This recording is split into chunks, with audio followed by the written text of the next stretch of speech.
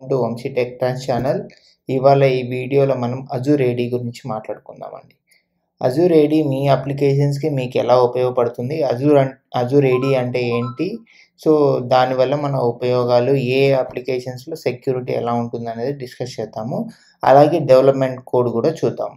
ఎలా డెవలప్ చేయాలి? ఎలా మీ అప్లికేషన్ కానీ, మీ యాప్స్ కానీ ఎలా యూజ్ అవుతుంది అది అనేది కూడా చూద్దాము. శాంపుల్ అప్లికేషన్ అనేది ఒకటి డౌన్లోడ్ చేసుకొని చూద్దాము.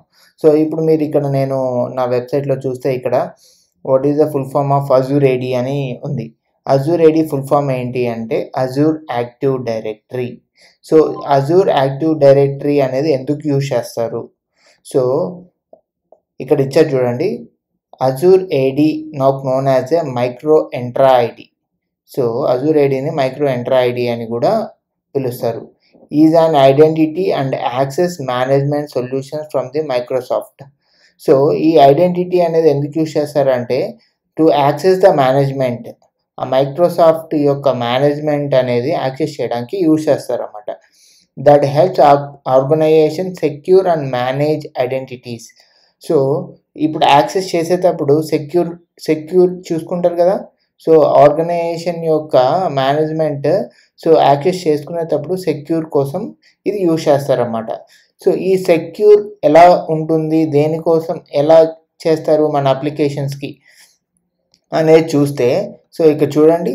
సో, ఎంఎస్ఏఎల్ అనే ఫ్రేమ్‌వర్క్ ఒకటి మన ఐఓఎస్ వాళ్ళకు, పర్టిక్యులర్‌గా మన ఐఓఎస్ అప్లికేషన్స్‌కి ఎలా యూజ్ అవుతుంది అనేది నేను ఈ వీడియోలో చెప్తున్నాను. సో, ఎంఎస్ఏఎల్ అనే ఒక ఫ్రేమ్‌వర్క్ మైక్రోసాఫ్ట్ వాళ్ళు ఇంట్రడ్యూస్ చేశారండి. ఎంఎస్ఏఎల్ అంటే ఏంటంటే Microsoft authentication library. So, that enables developer to acquire security tokens.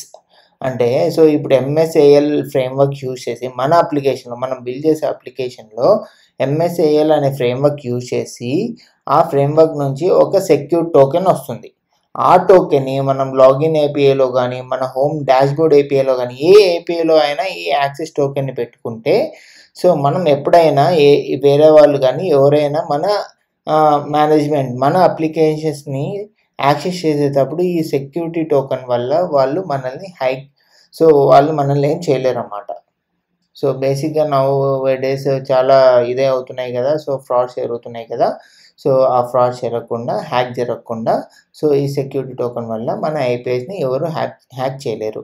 So, ఇక్కడ చూడండి. So, MSAL enables developer to acquire security tokens from the Microsoft identity platform to authenticate users and access secured web APIs. So, ఇది అన్ని ప్లాట్‌ఫామ్స్‌లో use చేసుకోవచ్చు. Web applications use చేసుకోవచ్చు, mobile applications use చేసుకోవచ్చు. మన particular iOS అప్లికేషన్‌లో ఎలా use అవుతుంది అనేది ఇప్పుడు నేను మీకు సింపుల్‌గా ఒక అప్లికేషన్, శాంపుల్ అప్లికేషన్ వీళ్ళే ఇచ్చారు. సో, ఈ లింక్ చూసారా? ఇప్పుడు నేను చూపించే లింక్ చూడండి. ఇది active directory B2C iOS Swift native MSAL. So, ఈ లింక్ మీకు నేను డిస్క్రిప్షన్‌లో పెడతాను. ఈ గిట్‌హబ్ లింక్. ఈ ప్రాజెక్ట్‌ని మీరు ఇక్కడ నుంచి, సో, ఇక్కడ డౌన్లోడ్ జిప్ ఉంది కదా. ఈ డౌన్లోడ్ జిప్ కొట్టేసి మీరు డౌన్లోడ్ చేసుకోండి. డౌన్లోడ్ చేసుకున్న తర్వాత మీకు ఈ అప్లికేషన్ ఎలా ఉంటుందనేది చూపిస్తాను చూడండి. నేను డౌన్లోడ్ చేశాను. సో, నా డౌన్లోడ్స్‌లో ఉంది. సో, ఇప్పుడు నేను జిప్‌లో ఉన్నది అన్‌జిప్ చేశాను. సో, ఇప్పుడు అన్‌జిప్ అయింది. సో, నేను ఇది ఇక్కడ నుంచి ఓపెన్ చేస్తున్నాను చూడండి. ప్రాజెక్ట్ ఓపెన్ చేస్తున్నాను. So, trust and open click చేశాను. సో, నాకు అప్లికేషన్ ఓపెన్ అయింది. కానీ ఇక్కడ పాడ్స్ అనేది లేదు. సో, ఎందుకు లేదు? ఇక్కడ మనకు జనరల్‌గా ఈ ఎక్సీ ఫ్రేమ్‌వర్క్ అనేది పాడ్ ఫైల్ ఫ్రేమ్‌వర్క్, ఇది టూల్ ఓపెన్ అయింది ఏ అనేది. కానీ ఇక్కడ పాడ్ అనే ఫోల్డర్ లేదు. పాడ్ ఫైల్ ఉంది కానీ ఫోల్డర్ లేదు. సో, మనం ఏం చేయాలి అంటే మన టెర్మినల్ ఓపెన్ చేసుకొని సిడి స్పేస్ ఇచ్చి, సో, మన ఫోల్డర్‌ని డ్రాగ్ చేసుకొని ఎంటర్ కొట్టి పాడ్ స్పేస్ ఇన్స్టాల్ అని టైప్ చేస్తే మన పాడ్స్ అన్నీ ఇన్స్టాల్ అవుతాయి. నేను నా ఛానల్లో how to install the pod files అనేది ఒక వీడియో చేశాను. మీకు తెలియకపోతే సో, నా ఛానల్లోకి వెళ్ళి ఆ వీడియో చూడండి. సో, ఇప్పుడు చూడండి, ఇక్కడ pod installation completed. There is one dependency. ఒక పాడ్ ఫైల్ అనేది ఇన్స్టాల్ అయింది. ఒకటి ఏంటంటే ఎంఎస్ఏఎల్ అనే పాడ్ ఫైల్ ఇన్స్టాల్ అయిందన్నమాట. ఇప్పుడు మళ్ళీ నేను అప్లికేషన్ ఓపెన్ చేస్తున్నాను. సో చూసారా ఇక్కడ పాడ్స్ అనే ఫోల్డర్ వచ్చింది, ప్రీవియస్గా లేకుండా ఉండే. సో ఇప్పుడు మనకు ఖచ్చితంగా ఎర్రర్ రాదు 100%. చూడండి ఇక్కడ మనకు ఫైల్స్ అన్నీ ఉన్నాయి. సో నేను ఇప్పుడు ఈ అప్లికేషన్ని నేను iPhone 15లో రన్ చేస్తాను. నా దగ్గర ఆల్రెడీ సిమ్యులేటర్ ఉంది. సో మీ ఇష్టం, మీరు ఏ సిమ్యులేటర్లో కావాలంటే ఆ సిమ్యులేటర్లో మీరు రన్ చేసుకోవచ్చు. నేను ఇప్పుడు iPhone 15లో లాంచ్ చేస్తున్నాను, చూద్దాం. సో నాది లాంచ్ అయిన తర్వాత ఇది నా iPhone 15 అండి. సో ఇప్పుడు ఇది బిల్డ్ చేస్తున్నాను, చూద్దాం.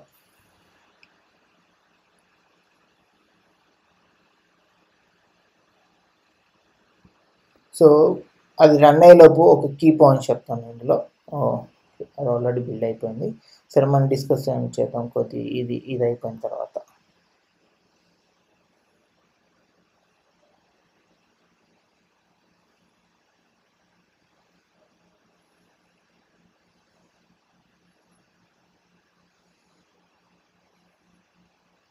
సో ఇప్పుడు చూడండి, ఇది రన్ అయిన తర్వాత నాకు వచ్చిన స్క్రీన్, డాష్బోర్డ్ స్క్రీన్.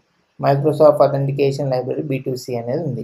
ఇక్కడ ఏముంది, ఆథరైజ్ అని ఉంది. ఇక్కడ కింద ఏముంది, లాగిన్ అని ఉంది. సో ఇప్పుడు నేను ఆథరైజ్ మీద క్లిక్ చేస్తున్నాను, కంటిన్యూ కొడుతున్నాను.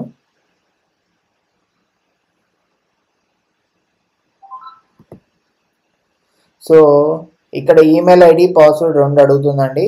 సో ఇది ఏంటంటే ఫ్యాబ్రిక్ కామ్ అనే వెబ్సైట్, అంటే మనం మైక్రోసాఫ్ట్ నుంచి ఇది గిట్ నుంచి డౌన్లోడ్ చేసాం కదా, ఆ గిట్లో పెట్టిన వాడి వెబ్సైట్ ఇది అనమాట. వాడు ఇచ్చిండు.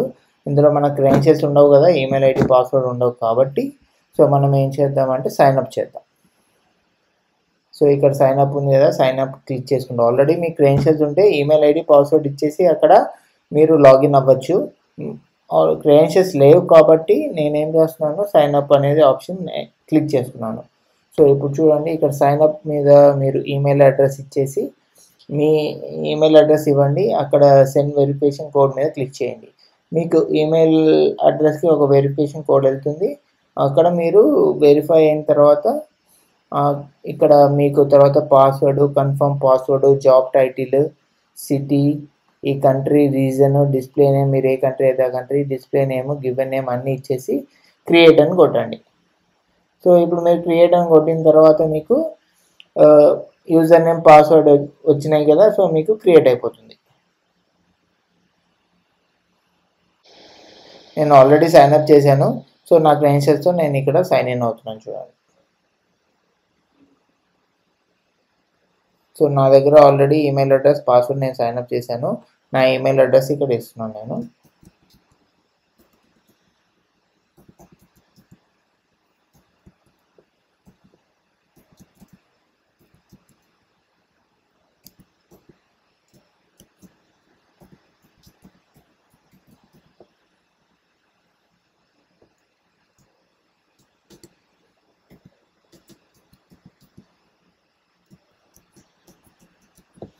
సో నేను ఈమెయిల్ అడ్రస్, పాస్వర్డ్ ఇచ్చి సైన్ ఇన్ కొట్టాను ఇక్కడ.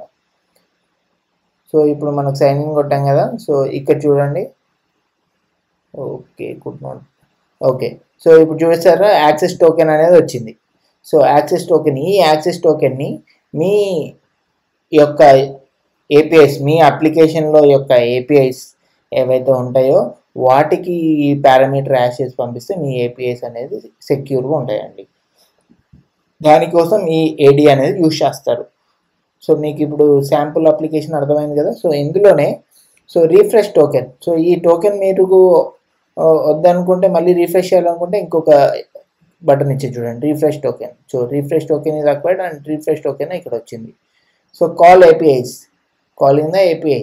నువ్వు ఏపీఐలో ఏమన్నా ఇక్కడ చేయాలనుకుంటే సో కాల్ ఏపీఐ అనమాట. సో చూసారా, ఏపీఐ రెస్పాన్స్ నేమ్ ఎఫ్ఎఫ్ఈ అంటే కంపెనీ యొక్క ఫ్యాబ్రిక్ కామ్ అని ఉంది కదా ఇక్కడ. సో ఫ్యాబ్రిక్ కామ్ అనే వాడిది అది, ఆ వాడు రాసుకున్న కోడ్ అది. అందుకు మీకు ఆ రెస్పాన్స్ వచ్చింది ఏపీఐ కాల్ చేస్తే. So edit profile, continue. మీరు సైన్అప్ పేజ్కి ఉందాక సైన్అప్లో డీటెయిల్స్ ఇచ్చారు కదా. సో మళ్ళీ సేమ్ సైన్అప్లో మీ డిస్ప్లే నేమ్ ఇవి ఉన్నాయా, సో ఇది మీవి కాదు, సో వీడిగా ఉన్నట్టున్నాయి, సారీ అండి, మీవి కాదు, ఫ్యాబ్రిక్ వాడిది. సో ఇక్కడ మీరు ఎడిట్ చేసి కొట్టాలనుకుంటే కంటిన్యూ కొట్టే చేయొచ్చు. బట్ ద థింగ్ మనకి ఇవన్నీ అవసరం లేదు. ఈ authorisation and refresh token important. ఈ ఆథరైజేషన్లో కోడ్ ఏముందో చూపిస్తాను అండి. సో మనం ఈ ఆథరైజ్ అనే బటన్ క్లిక్ చేసినప్పుడు ఇక్కడ చూసాం మనకి ఎర్రర్ వచ్చింది, క్యాన్సిల్ కొట్టాం కాబట్టి ఎర్రర్ వచ్చింది. సో మనకి ఇక్కడ రీఫ్రెష్ టోకెన్ వస్తే మన టోకెన్ వచ్చింది. సో ఆ రీఫ్రెష్ టోకెన్ అండ్ ఆథరైజ్ బటన్లో రాసిన కోడ్ ఏంటో మీకు చూపిస్తాను రండి.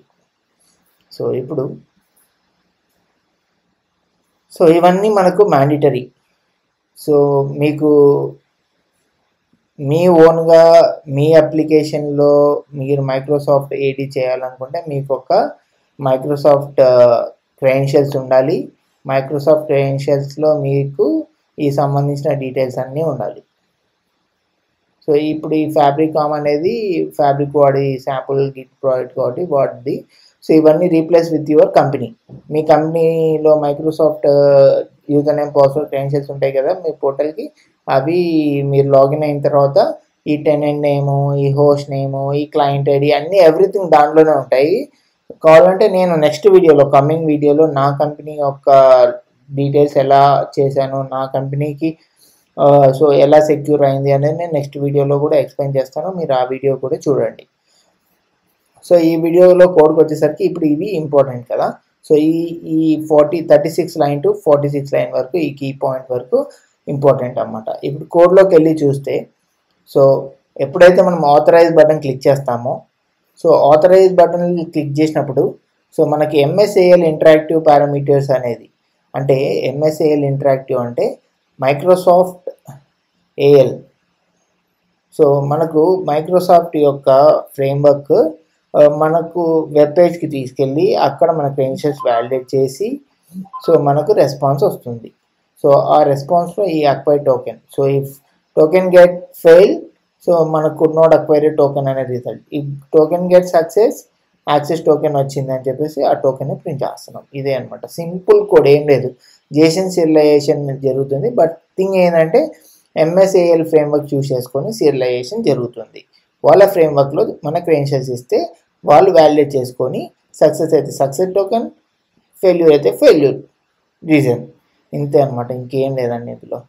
So this is a simple one. ఒకవేళ మీరు మళ్ళీ రీఫ్రెష్ టోకెన్ ఉంది కదా, సో రీఫ్రెష్ టోకెన్ కూడా ఇక్కడ ఉంది చూడండి. సో ఇది కూడా అంతే, సేమ్ మనం ఇచ్చే సైన్అప్ అండ్ సైన్ ఇన్ పాలసీస్లో తీసుకున్న క్రెడెన్షియల్స్ తీసుకుంటున్నారు.